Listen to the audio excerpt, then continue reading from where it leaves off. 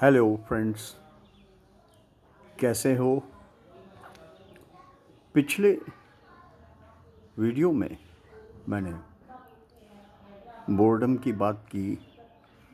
Boredom से बचने के लिए आप जिन तरीक़ों को तलाशते हैं उनकी बात की। बोर्डम से निजात पाने के लिए आप तरह तरह के नशों में व्यस्त होते हैं। यूं तो नशा कोई बुरी बात नहीं है अगर उस नशे से आपको कोई हेल्थ का नुकसान ना हो, माइंड का नुकसान ना हो, ब्रेन को क्षति न पहुंचे और आप अपनी सीमा में रहें तो नशा स्वास्थ्यवर्धक भी हो सकता है। कुछ नशे जो फेफड़ों से संबंधित होते हैं, धुएं वाले नशे, चरस, गांजा, इस टाइप के जो नशे होते हैं वो ज़्यादा हार्मफुल होते हैं। मैं खुद सिगरेट स्मोकिंग का बहुत तीव्रता से प्रयोग कर चुका हूँ। कुछ नशे आपके पेट में जाते हैं, जैसे भांग का नशा। वो जब डाइजेस्ट होता है तब 1 घंटे के बाद उसका असर दिखना शुरू होता है और उसे लगभग 24 घंटे लगते हैं उतरने में, ज़्यादा भी लग सकता है। मैंने भांग भी खाई है और एक जो मेरी दृष्टि में बेहतर नशा होता है वो है शराब का नशा। शराब का नशा भी आंतों में जाता है, लिक्विड फॉर्म में होता है, लेकिन वो नशा मुझे अच्छा लगता है। मैंने शराब भी पी है, कोई गुरेज भी नहीं है, पिछले 3 सालों से नहीं ली है, लेकिन ऐसी कोई प्रतिज्ञा भी नहीं ली है कि मैं आगे नहीं लूँगा। वो उसको कहते हैं रॉयल नशा, तो वास्तव में रॉयल है, लेकिन अगर ज़्यादा हो जाए तो वो भी नुकसानदेह है। लॉन्ग टर्म में अगर आप ज़्यादा पीते हैं, मैंने सुबह दोपहर शाम पीने वाले भी देखे हैं, तो लिवर सिरोसिस हो जाता है और तमाम तरीके की दिक्कतें हो जाती हैं शरीर में। नशा कोई भी हो, अगर वो लिमिट के बाहर हो जाता है, अति हो जाती है और लत लग जाती है, तो वो बहुत नुकसानदायक है। लत नहीं होनी चाहिए। लत सबसे ख़राब नशा है। अगर आप लती हो गए, इन दिनों एक नशे की बात और हो रही है कि कोविड के बाद मोबाइल का नशा, लैपटॉप का नशा,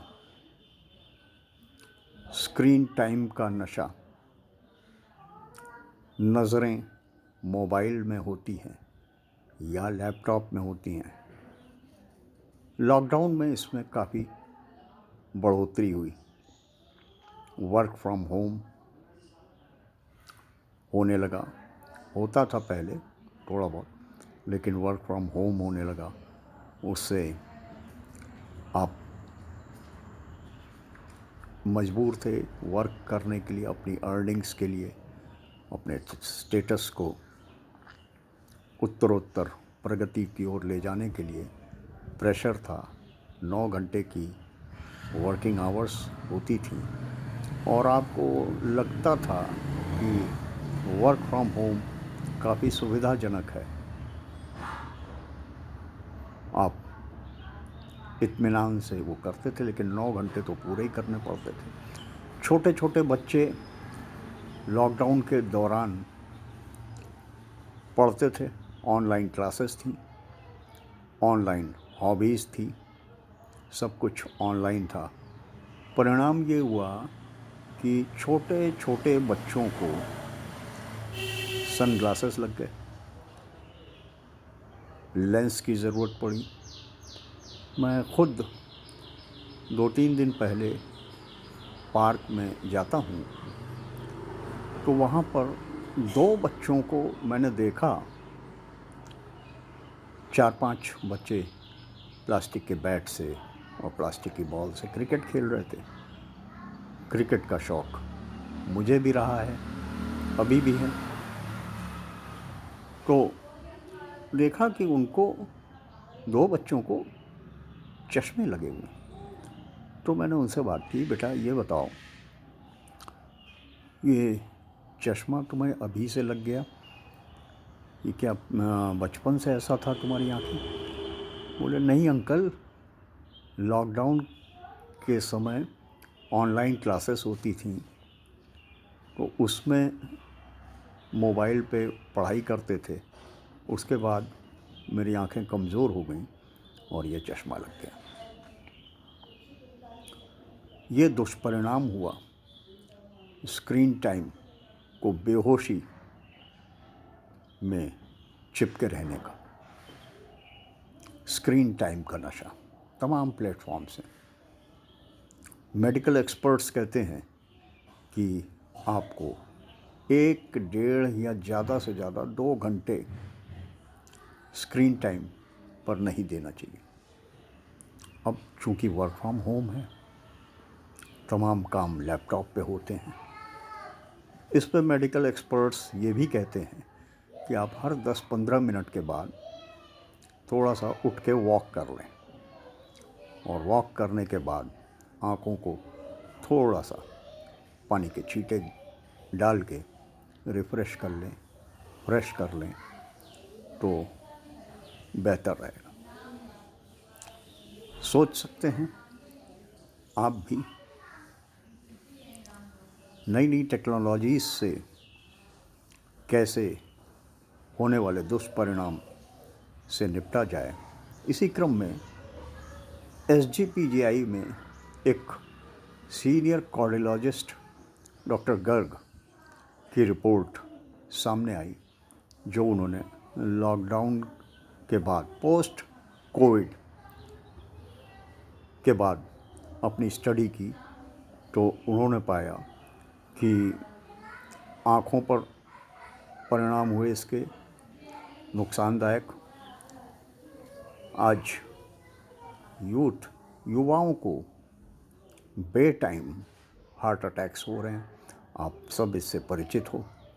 सेलिब्रिटीज़ का तो हमें पता चल जाता है कि उनको ब्रेकडाउन हो गया, और आप खुद इससे परिचित होंगे और मैं खुद परिचित हूँ कि जो सेलिब्रिटी नहीं हैं, 25 से लेकर 40 के बीच में, चाहे जिम में चाहे रात में, उनको अचानक कार्डियक अरेस्ट हो गया और उनकी मृत्यु हो गई, असमय मृत्यु हो गई। बड़ा भयावह है ये। डॉक्टर गर्ग को मैं धन्यवाद देना चाहूँगा, और भी बहुत सारे डॉक्टर्स हैं कि उन्होंने ये स्टडी की और इसके दुष्परिणाम सामने लाए।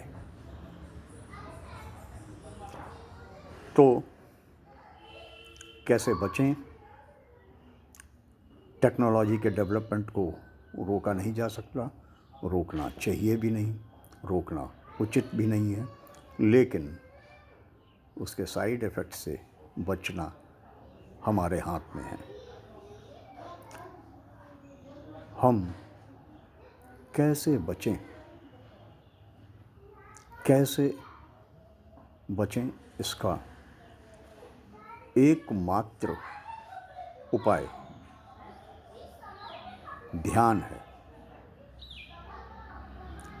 The most important tool to cope up with modern day technological and scientific development is meditation. मैं आपको इसे बताता रहूँगा। आपको अगर शेयर करने जैसा लगे अपने 2-4 मित्रों के बीच, परिचितों के बीच, तो शेयर कर दीजिएगा। आश्वासन देता हूँ कि आपको फ़ायदा होगा। बहुत से लोग इस दिशा में काम कर रहे हैं। मेरा भी एक छोटा सा योगदान है और आनंदित हूँ कि मैं आपके सामने अपनी बात रख पा रहा हूँ। आपका शुक्रिया दोस्तों। फिर मिलेंगे। आप किन विषयों को टच करना चाहेंगे मेरे थ्रू बताइएगा। अगर मुझे वो विषय में मालूमात होगी तो मैं ज़रूर बताऊंगा, और नहीं मालूमात होगी तो मैं उसकी रिसर्च कर लूँगा, उसको स्टडी कर लूँगा और एक छोटी सी कोशिश, हेल्प की कोशिश ज़रूर करूँगा। शुक्रिया मित्रों। Bye friends, good bye.